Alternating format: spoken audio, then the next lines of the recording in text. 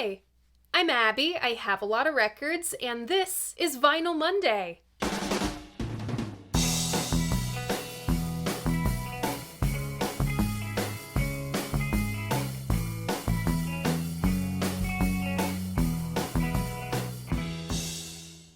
So welcome back, or welcome if this is your first time here. Vinyl Monday is the who, what, when, where, why, and how do I feel about classic albums in my collection. If TV show length episodes aren't your thing, don't worry. I also do Vinyl Monday in 60 seconds here on my channel, over on my Instagram, as well as TikTok. No two Vinyl Mondays are the same, and even when they are, they aren't. Give me all the crap you want about later Reduxes, but you literally can't say anything about Reduxing Season 1. It was practically a completely different show back then. This was only the second double album I ever featured here. My format, editing style, writing, everything have changed radically in the past 3, almost 4 years since I evaluated this album. So, let's finally take a proper crack at this thing. This week's album is Bob Dylan and the band, The Basement Tapes. See? Now the Buffalo Springfield Again and Sweetheart of the Rodeo episodes make sense. Congrats if you guessed this one. Remember, if you want to play along, all you gotta do is check out my post tab. That's where I post hints to what the next album is gonna be. I make announcements, I host polls, you can find all of that on my channel. And if you so choose, you can always read the written versions of my reviews on my website, linked in the description. Alright, let's take the plastic off.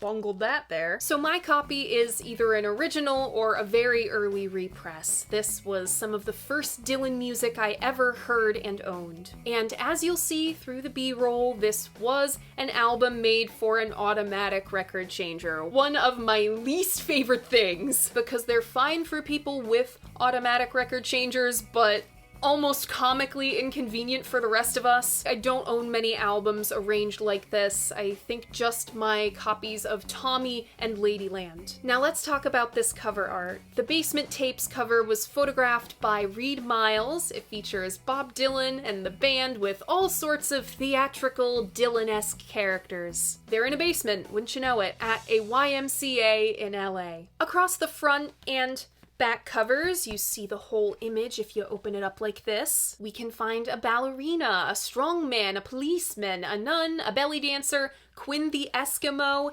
even Mrs. Henry is here. I feel like I stumbled into Desolation Row. Dylan's choice of striped sweater, felt hat, and holding a mandolin like a fiddle are very reminiscent of the Rolling Thunder Revue bend he was on at the time. Opening up the gatefold, we see an alternate shot of this cover and liner notes by Grail Marcus. He frames the Basement Tapes as existing in limbo. They are, quote, a testing and discovery of roots and memory. It might be why the Basement Tapes are, if anything, more compelling today than when they were first made. No more likely to fade than Elvis's Mystery Train or Robert Johnson's Love in Vain. It matters here not as an influence and not as a source. It is simply that one side of the Basement Tapes casts the shadow of such things, and, in turn, is shadowed by them. On the Basement Tapes, we of course have the man of the hour, Bob Dylan, on lead vocals, guitar, and piano. He is backed by, of course, the band. Levon Helm on drums, vocals, mandolin, and bass, Robbie Robertson on guitar, backing vocals, and drums, Richard Manuel on vocals, piano, and harmonica, Rick Danko on bass, mandolin, and backing vocals, and Garth Hudson on organ, saxophone, accordion, piano, and percussion. The Basement Tapes were produced by Bob Dylan and the band, engineered by Garth Hudson. Roll transition. Odds and ends, lost time is not found again.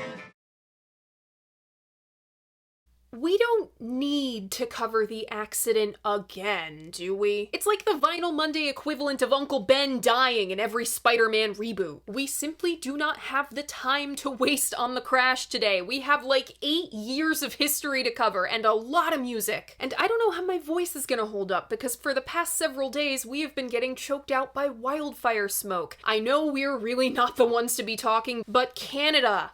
Get your shit together! Instead, I'll talk about why Dylan holed up in Woodstock, how he worked while he was there, and the real-life multiverse of madness that is the Basement Tapes. In short, Dylan holed up in Woodstock to get his shit together. A planned world tour, a TV special, and his book, Tarantula, were all on deck for 1966. His priorities were shifting beforehand. He married Sarah. He became a dad. It was all gearing up to a wake-up call, as did the passing of Bob's old friend from the Greenwich days. Richard Farina passed away in a motorcycle accident. Whatever happened to Bob in July of 1966, it seems he realized not everyone survives moving at the speed he was. Quote, the reassessment was complex. Who was he dealing with? Why was he dealing with such people? Was the entire ballgame about being Elvis? Why were there those who hailed him as some kind of messiah? How could he balance the long tours with family life? When would he have the time to finish his novel Tarantula? Was the image shown of him in the upcoming ABC TV special his Eat the Document image? The real Bob Dylan. The tour was rescheduled, eventually canceled. The book postponed indefinitely, the TV special rejected. His contract with Columbia was up for renewal, and he put off re-signing as long as possible. But he was still required to provide songs to Whitmark, his publishing company. All of these swirling circumstances, they weren't a bad opportunity to get back to what he did. Writing songs, none of the other bullshit. And he'd do it with the woman he loved by his side, his sad-eyed lady of the lowlands. Sarah wasn't really about the rock and roll life. She wanted to settle down and have a family. Bob really loved her and wanted to give her that. He wanted to be her family man.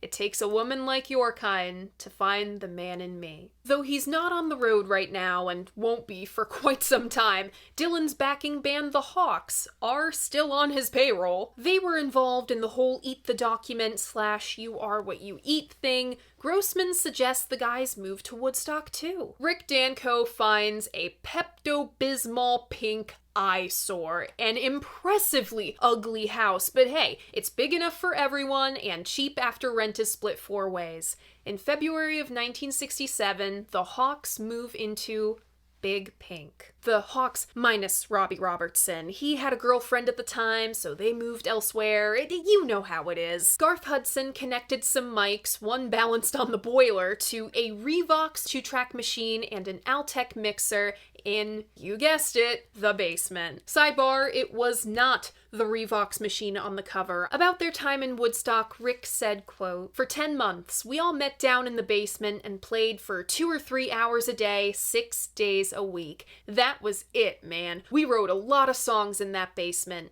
It was incredible. In no time, the guys established a routine. Bob, quote, started coming over as soon as he'd recovered from his injury, usually at the same time every afternoon, and they'd all go downstairs and play. Then they'd relocate to his place. Quote, in the afternoons and evenings, they'd go back to Big Pink and play for fun in the basement, writing songs for other musicians to cover. Garth's Revox was used to record these demos, which were sent to Bob's publisher in New York. Woodstock treats Bob very well creatively. He's writing as many as 10 songs a week, including This Wheel's on Fire with Rick, Tears of Rage with Richard Manuel, You Ain't Going Nowhere, Nothing Was Delivered, and The Mighty Quinn. More on all of these songs soon. It's pretty plain to see Dylan's musical outlook was shifting. There was no need for amp stacks in the country. Naturally, he drifted away from rock and roll. He remembered his roots and absorbed stuff from the Hawks. Levon said, quote,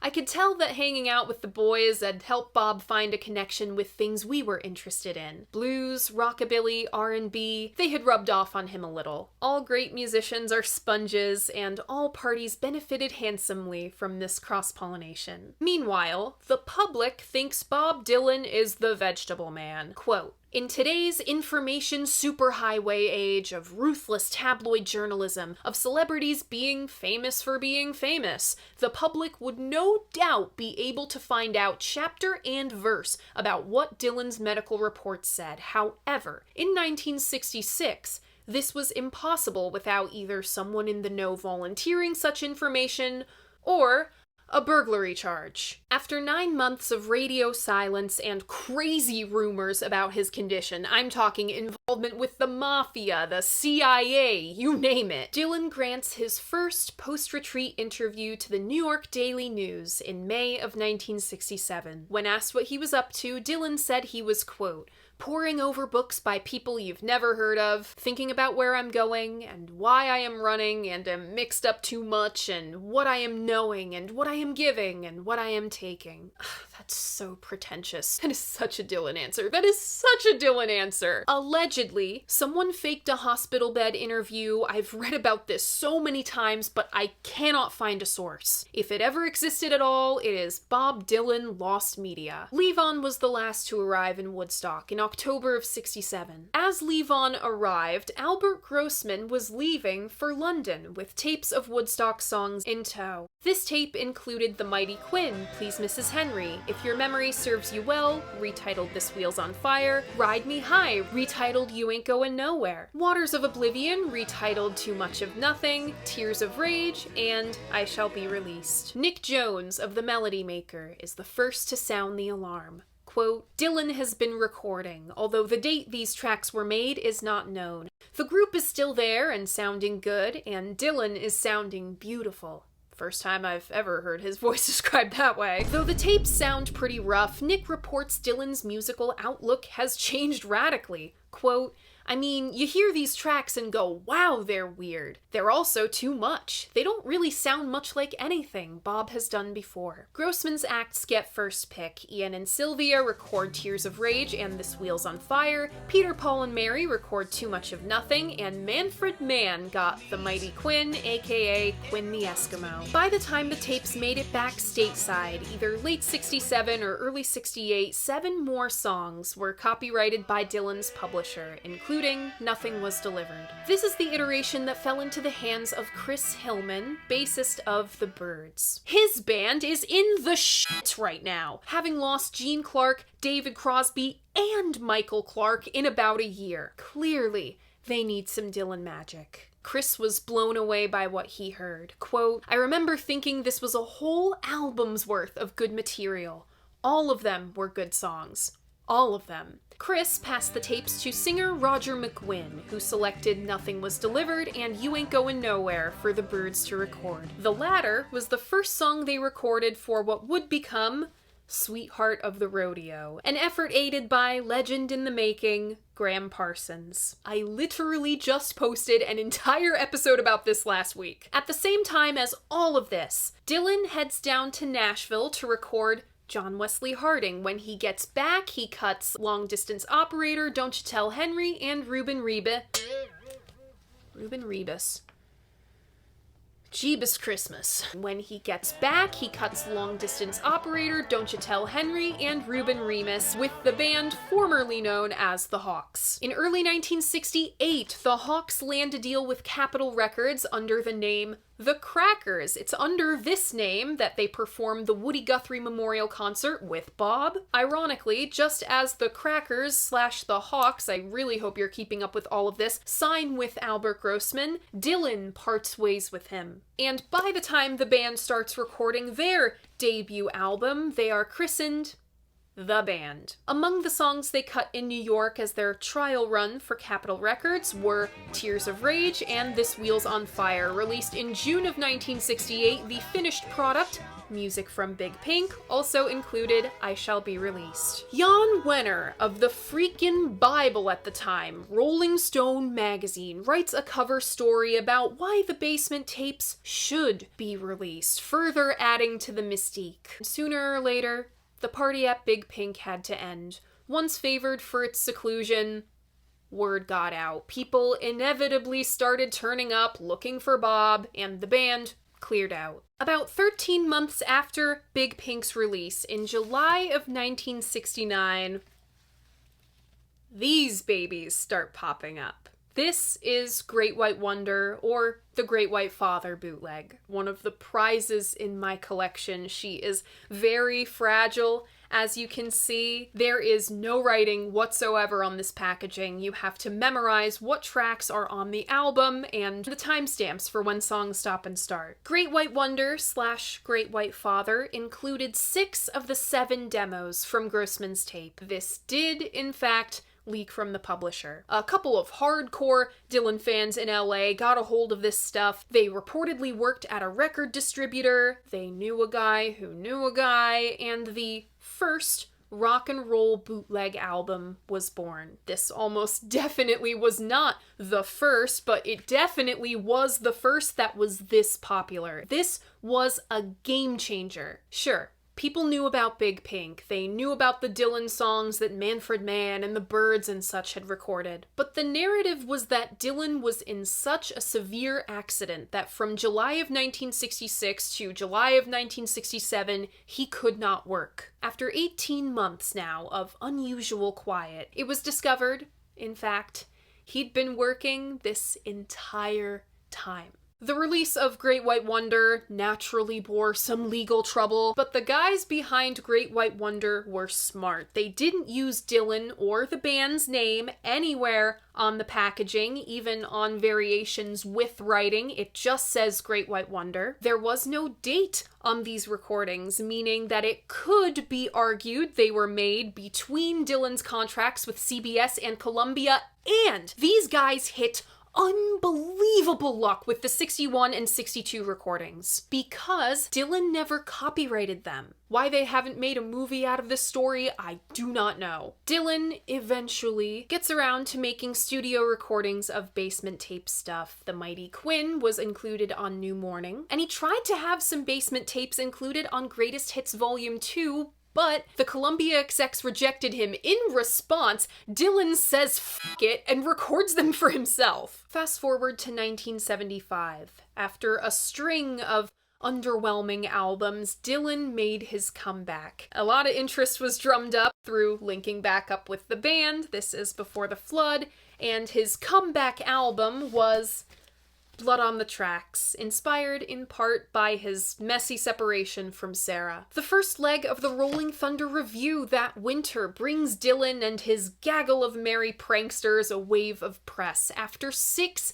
years of Great White Wonder circulation, Dylan finally gives the okay to officially release some basement tapes recordings. Columbia must have been jumping for joy. Finally, Dylan saw the appeal, and finally, they could make a buck off Dylan recordings of these songs. The album would be just 16 basement tape songs, augmented by stuff the band did. The track listing of the basement tapes goes as follows.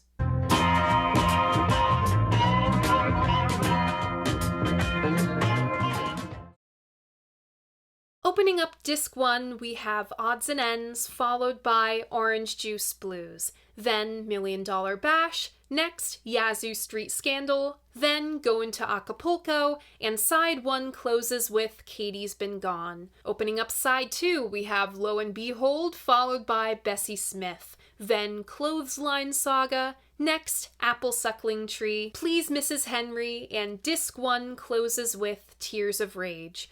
Opening up disc 2, we have Too Much of Nothing, followed by Yay Heavy and a Bottle of Bread. Then Ain't No More Cain, next Crash on the Levee, Ruben Remus, and side 3 closes with Tiny Montgomery. Opening up side 4, we have You Ain't Goin' Nowhere, followed by Don't You Tell Henry. Then Nothing Was Delivered, next Open the Door Homer, Long Distance Operator, and the album closes with This Wheel's on Fire. The Basement Tapes album was officially released June of 1975. This was supposed to be a 50th anniversary episode, but literally nothing about Vinyl Monday Season 4 has gone to plan. Sonically, this wasn't too different to what's going on in the mid-70s. It nestles into the rambling collective energy of the Rolling Thunder Review, for instance. But you have to remember, at the same time Dylan and the band are recording this, the Beatles were recording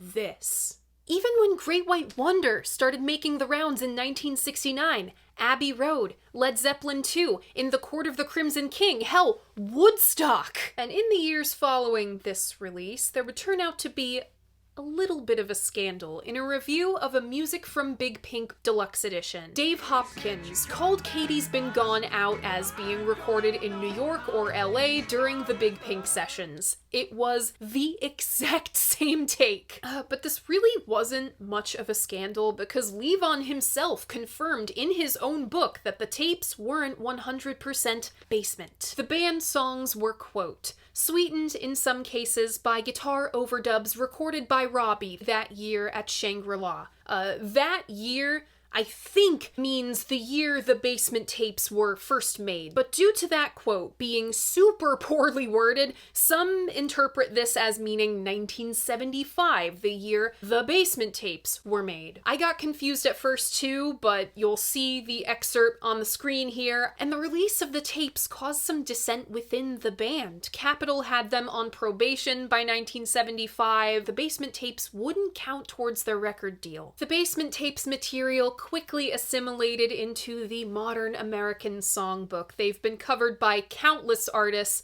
Here are just a few. Tears of Rage, The Band, Joan Baez, Ian and Sylvia, Gene Clark, Jimi Hendrix, $1 Million Bash, The Fairport Convention, Crash on the Levee, Sandy Denny Solo, Blood, Sweat and Tears, Too Much of Nothing, Peter, Paul and Mary, Spooky Tooth, You Ain't Going Nowhere, Joan Baez again, The Byrds, Marsha Hunt. Counting Crows, Nothing Was Delivered, The Byrds, again, This Wheel's on Fire, Ian and Sylvia, Julie Driscoll, The Band, The Byrds, The Hollies, Leslie West, Elvis Costello, Susie Sue. In 2013, Dylan's publisher found 40 more sets of Woodstock-era lyrics. Dylan handed the lyrics off to longtime collaborator T-Bone Burnett, who assembled a supergroup to set the lyrics to music. The group consisted of Marcus Mumford of Mumford & Sons, Jim James of My Morning Jacket, arguably the guys who got cosmic American music right if you ask me, Taylor Goldsmith of Dawes, Rhiannon Giddens, and Elvis freaking Costello. They were called the New Basement Tapes. And within a few weeks of the bootleg series releasing the complete Basement Tapes, Lost on the River came out. On top of videos about, Music from Big Pink, Sweetheart of the Rodeo, the Rolling Thunder Review, I have a whole video about the making of this album and a track-by-track breakdown of the Dylan lyrics the New Basement Tapes chose to interpret. It's part 1.5 of our Basement Tapes triplicate. Check this and all the artists who made it out. Dylan and the band set this trend of rock and rollers hunkering down in the country to record. Led Zeppelin, Fleetwood Mac, Genesis, all trucked out to Headley Grange. Black Sabbath took up residence in a haunted castle for Sabbath Bloody Sabbath. And Frank Zappa made the grave mistake of hauling his operation out to the Rocky Mountains in the dead of winter for one size fits all. As for Big Pink, it's a VRBO now, available for $700 a night at a minimum stay of 3 nights with a guided tour of the basement included. I don't care about the price, it is on my bucket list to stay there. So, what do you even say about the Basement Tapes? Strap yourself to the tree with roots. You ain't going nowhere. This is the most fabled collection of recordings in the Dylan canon, and one of the most fabled in all of rock and roll history. The only recordings more mythologized are the albums that didn't happen, like Smile. It's safe to say February through October of 1967 is the single most prolific period in Bob Dylan's career. He wrote about 100 songs in those 8 months, and the tail end of the Basement Tapes era caught the very beginning of John Wesley Harding, and there were those 40 sets of lyrics he never set to music. That's something like 150 songs in a calendar year. 150! That is unfathomable! And he recorded 46 more covers in that time. The sheer magnitude of his output in 1967 is impossible not to mythologize. He was recording more often than he wasn't. The days of Carnaby Street suits and rubbing shoulders with the Beatles and Stones are put on ice. There's nods to groups like the Coasters in $1 Million Bash, Along Came Jones emptied the trash. The working title of Clothesline Saga was meant to be a response to a Bobby Gentry song, and the nod to the Elvis movie Fun in Acapulco. Of all, I think the grand total we've settled on is 147 songs recorded at Woodstock. Only one was not American. What was that song? Flight of the Goddamn Bumblebee. There are also references to Shakespeare works, King Lear, Antony and Cleopatra, and the Bible. I've covered plenty of double albums before, and some fly by. The White Album, Daydream Nation, Blonde on Blonde, The Wall. Others do not. Tommy. The Lamb. The Basement Tapes is not the longest double album I've covered. It's 77 minutes of music. But it makes every minute of music felt. I think that's from the tone of the album, laid back yet intensely insular. As the woman in the room, I picture my hypothetical relationship to the basement, how I would have interacted with this space. And it's an environment I would have wandered in and out of. Put another pot of coffee on, grab some food, tend to some other business. I'd be a little less attached to the whole thing. The double album format forces me to be one of the guys. Months and months of recording, trimmed down to 77 minutes. My big critique of the Basement Tapes is that it is a lot of mid-tempo and down-tempo songs. If you're not in the mood for damp air and the smell of wood oil, this will give you cabin fever. But I don't fault the Basement Tapes for that. No one thought the Basement Tapes would become much of anything, let alone an album. Same with the obviously incomplete inclusions. Apple Suckling Tree, Yay Heavy, Tiny Montgomery. It's dull against some of the all-time great Dylan tunes presented in this batch. The biggest mistake this package makes, not including a Dylan and the Band I Shall Be Released. It's the single most iconic song from this period in Dylan's career. Why Columbia wouldn't include it is beyond me. It was played 3 times at Woodstock alone. Mighty Quinn is another bizarre exclusion. Just odd sequencing choices all around, including not closing with Nothing Was Delivered. As Sweetheart of the Rodeo presented, it makes for a lovely closing tune. You want to set the Ballad of the Basement Tapes against the unraveling of the Woodstock generation, end it with the guys peeling down the dirt road away from Woodstock. Now you must provide some answers for what you sold has not been received. Instead, we have 3 more scenes following said end credits. So I guess this thing is like the world's chillest Tarantino film. Nobody dies. There are no white guys saying the N-word with a hard R. You gotta wait till Desire for that. Maybe some shots of bare feet, but everything's out of order. It starts in good order, though, with the ace sequence of Odds and Ends, Orange Juice Blues, and $1 Million Bash. Sonically, this is a natural place to start. If we were to slot this chronologically by when it was recorded, the Basement Tapes would come in between Blonde on Blonde and John Wesley Harding. Odds and Ends still has that hasty rock and roll feeling, lingering from the days of Houndstooth Suits and The Hawks and Judas! Thanks to Robbie's lead guitar work. 66 Dylan's sense of defiance remains too. You know what I'm saying, and you know what I mean. From now on, you'd best get on someone else. While you're doing it, keep that juice to yourself. This song is about wasting time either in a relationship or simply pleasing other people. You promise to love me, but what do I see? Just you coming and spilling juice all over me. If the Basement Tapes were a movie, then the band would be our spaghetti western, Canadian spaghetti western B-plot.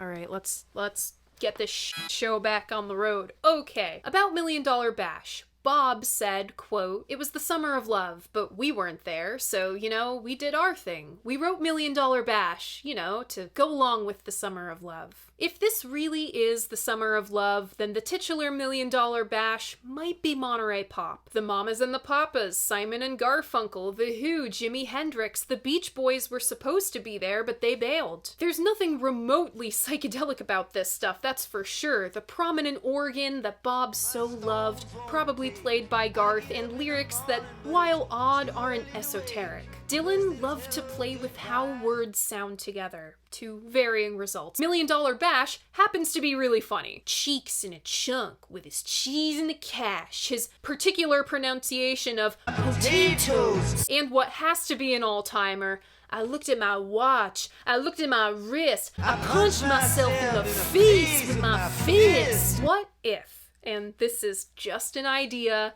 I haven't found any testimony supporting it, what if Dylan's wordplay at the time was inspired by Sarah's grocery lists? Butter, milk, eggs, cheese, juice, sweet cream, potatoes, laundry soap. Yazoo Street moves things along and cuts right through the fuzz. It was clearly recorded out of the basement at a different facility with different instruments. You're fooling no one here. Same with Katie's Been Gone. It literally sounds just like a Big Pink session. It's the reverb on their voices and that particular keyboard on Big Pink tracks. I'm hesitant to express my admiration for these tracks as they're so clearly outside the scope of the basement, but they are among my favorites. Yazoo has an interesting, almost funk bass line. The wagon wheel bounce of the riff makes it a fun listen. One of the great privileges of the basement tapes is hearing the breakthrough of the band in real time. About recording Ain't No More Cain, Levon said, quote, "One of the things we'd always loved about soul music was the way groups like the Staple Singers and the Impressions would stack those individual voices on top of one another, each voice coming in at a different time until you got this blend that was just magic." The band wrote beautiful melodies. I love Katie's melody and the push and pull of the swaying tempo. Ain't No More Cain with Richard on drums, Levon on mandolin, and I think Garth on accordion. It's lovely as well, and one of the most memorable melodies on the album. The band are best driven by piano and organ, like Bessie Smith and Ruben Remus, the latter being the most Zappa song title I have ever seen on a song that wasn't made by Zappa. Acapulco was one of my old favorites, and it's still a favorite now. It's got a mournful country rock feel, driven by breathless End of the Night at the Dance Hall organ. The lonely narrator snuggles up to his Rosemary, either a barmaid or a lady of the night. The moaning harmonies by the guys are stunning. It's like being out in the desert at dusk, an endless sky with nothing ahead or behind for miles, and hearing wolves cry in the background. It pulls the very best out of Dylan. When he lets loose into that pained, strained, yeah! Over a proto The Wait guitar lick.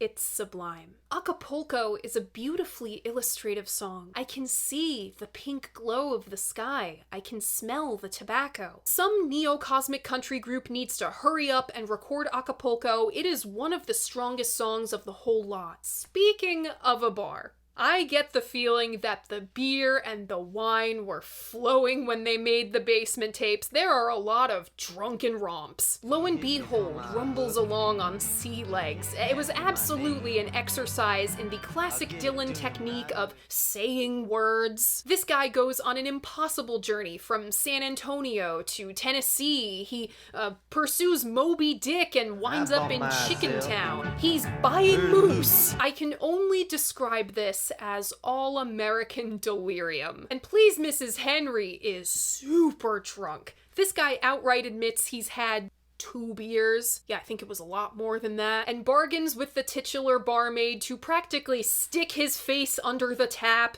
and other places. We're voyeuristically dropping in on the stream of consciousness slurring of a guy simping for Mrs. Henry as she drags him to his room upstairs, presumably by the ear. I'm a sweet bourbon daddy and tonight I am blue. I'm 1,000 years old and I'm a generous bomb. He's literally piss drunk. If I walk much further, my crane's gonna leak. It's another ridiculously funny song. Not even Dylan can hold in his laughter.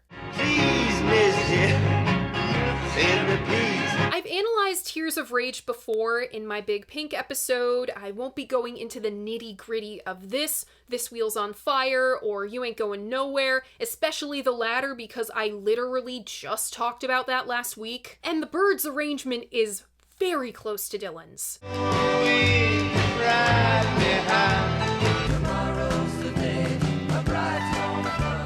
But I want to add an additional Tears of Rage interpretation here. Bob Dylan, All the Songs, raises Tears of Rage as being from the point of view of a Vietnam veteran coming home to experience the government's neglect of veterans firsthand. He discovered no one would be true. He risked his life and his friends died for nothing. Richard Manuel's impossibly high voice makes this Tears of Rage heartrending, and more of a dirge than the band's. Disc 2 kicks off with Too Much of Nothing. It's more Shakespeare wrapped in a T.S. Eliot diss track. Vivian and Valerie were the names of T.S. Eliot's two wives. After he divorced Vivian, she was left in a mental institution. He never called or visited her at all. Then he goes and marries Valerie, who is 38 years younger than him. Talk about a dick move. I love the guitar work. It curls around the song like thin green leaves on a vine. And the lyrics are about how scarcity, either perceived or literal, drives people to do insane things. It brings out the worst in them. As Bob describes how it's human nature, the instrumentation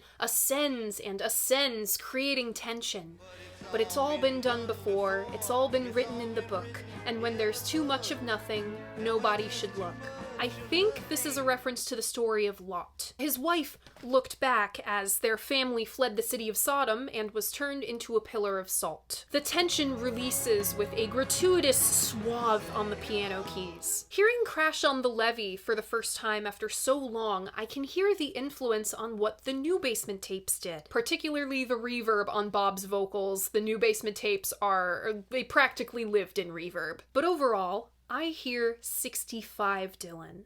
A slowed down Highway 61, right down to the whiny, oh! I've decided to set Don't You Tell Henry apart from the rest of the band songs that I covered a few minutes ago because it's a distillation of everything they did right. The guitar has more than a twist of Chuck Berry and a rambunctious feel, but Levon keeps it sturdy and cool. Agile fingers tickle the keys. The stop time is infectious. Levon hollers over this rock and blues and gives it to us straight. I went down to the whorehouse the other night. I was looking around. I was out of sight. I like to think this is set in the same universe as Please Mrs. Henry. The melodies bear a little bit of similarity. The narrator of Mrs. Henry somehow did sleep with Mrs. Henry, and now he is running from Mr. Henry, still very drunk. Open the Door Homer was originally called Open the Door Richard, a reference to the punchline of some elaborate Dusty Fletcher and John Mason gag from the 1940s. Why Richard was retitled Homer is anybody's guess. The lyric is still Richard. Maybe it's because the Bible is an epic in and of itself. Some of the lyrics of this one are reminiscent of a sermon. Remember when you're out there trying to heal the sick that you must always first forgive them.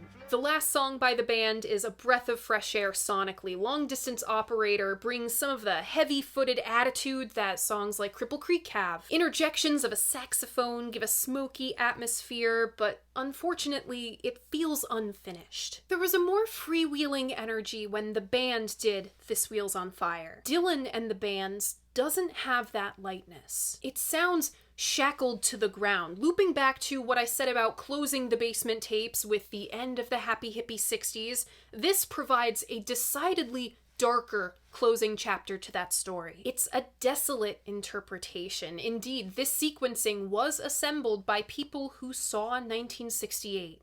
And 1969, 1970, all the way through. This wheel did, in fact, explode. and it had far-reaching consequences across the 1970s. Listening to the Basement Tapes, I'm trapped between the surrealist slice-of-life movie I imagined the Basement Tapes to be and its actual intent. Just a roll of demos. It exists in a weird liminal space between the two, the fantasy and the reality, the album and the demos. Grail Marcus pointed out that same limbo and duplicity in his liner notes for this album. The new Basement Tapes member, Taylor Goldsmith, described the Basement Tapes as, quote, just the coolest thing that I could have imagined getting a hold of. It's sort of like, oh, I've stumbled upon a secret that wasn't ever meant for me to hear. That's the big thing that I had to remember when evaluating the Basement Tapes. This was never meant for you, me, or any of us to hear. It's a fascinating articulation of an artist's heel turn. He cut his hair, he ditched his houndstooth suits and polka dots for wire-rim glasses and suspenders. He's in his mid-20s, a time in your life where you have to sit down and get your shit in order. Speaking from experience. No more dicking around, no more vomiting in cabs. This is real life now. Then the music changes. He plugs in, then unplugs. He's returning to his roots, strapping himself to a tree with roots. He never quite writes this much in one period ever again. Retreating didn't dim his star, it only brightened it. That is the luck of the devil. Though it sounds naturalistic, it's not quite. It's a little Hollywood, a little studio magic on the band songs. There's references to epic stories on page and on screen, old world and new, belly dancer and ballerina. The Basement Tapes aren't supposed to have any overarching narrative. This isn't the big screen follow-up I so desperately want for a complete unknown. It's just a hodgepodge of stuff Columbia shooshed out as soon as Dylan was okay with it. As the man himself said, nothing is worth analyzing. You learn from a conglomeration of the incredible past. My personal favorites off this one are Odds and Ends, $1 Million Bash, Acapulco, Lo and Behold, Tears of Rage, Too Much of Nothing, You Ain't Going Nowhere, Nothing Was Delivered, Long Distance Operator, and This Wheel's on Fire. Remember, if you want to keep up with all of my favorites from all of the Vinyl Mondays, I have a Spotify playlist linked in my description. I update it every week. And that's it!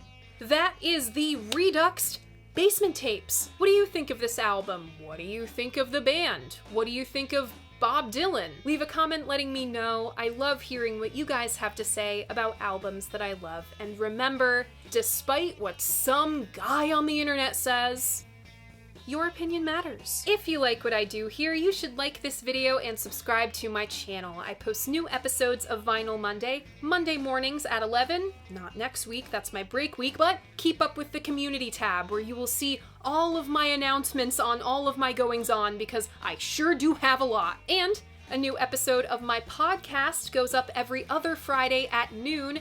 This Friday will be, drumroll please, the Season 2 finale of the Dolls Pod. It's 2 parts and you will not want to miss this one. It will be plenty controversial, trust me. Thank you so much for watching, and I'll see you guys next time. Bye!